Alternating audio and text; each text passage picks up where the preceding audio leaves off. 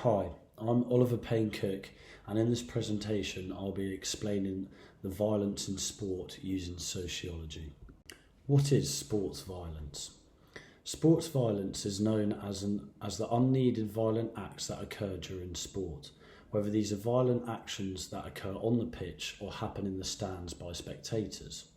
Sports violence tends to happen more often with contact sports. For example, in sports such as rugby, American football and ice hockey, rather than non-contact sports such as tennis, golf and rowing. Sports violence has always been overlooked and isn't seen as real violence. Courts have been very resistant to even look at the most disrespectful and disgraceful acts of unlawful violence within sport. History of violence in sport.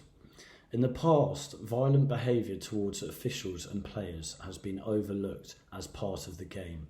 This is because in older times, violent/tough men were feared in sports, which allowed them to become more dominant within matches. However, nowadays, these sort of players are viewed as undisciplined. This shows how violence in sport is changing over the years. Technology in the past was nowhere near as good today in modern times.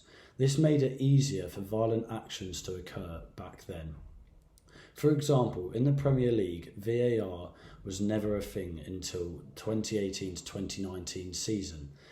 This allowed for very violent tackles to be reviewed and judged in more detail. This allowed football to become a lot more safer. Moving on to the 4 types of sporting violence, which consist of brutal body contact, borderline violence, quasi-criminal violence and criminal violence. Brutal body contact is violence which is welcomed as part of any contact sport as long as it's within the laws of a sport. For example, in boxing you're allowed to punch opponents in the face and the body, which outside of the sport is not condoned. Boxers walk into the ring knowing that this is very much so within the rules. Therefore, this type of violence is permitted.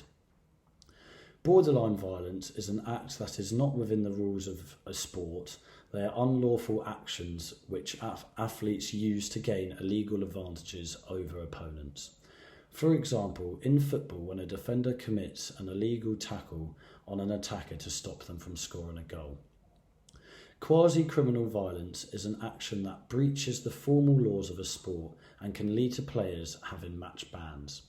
For example, in 2011, Manu Tuilagi punched Chris Ashton in a rugby match, and as a result he received a 5-week match ban, and this also had the knock-on effect that he missed the Premiership rugby final against Saracens.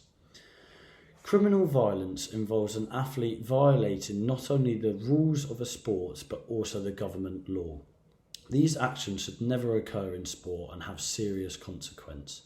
For example, a criminal act can consist of a hockey player using their stick as a weapon to physically hurt someone intentionally.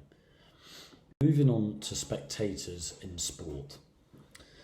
Violence in sport isn't always players committing their offences, but also the spectators. Spectator violence can consist of verbal abuse towards players on the pitch as well as the officials and the other spectators who support the opposing team.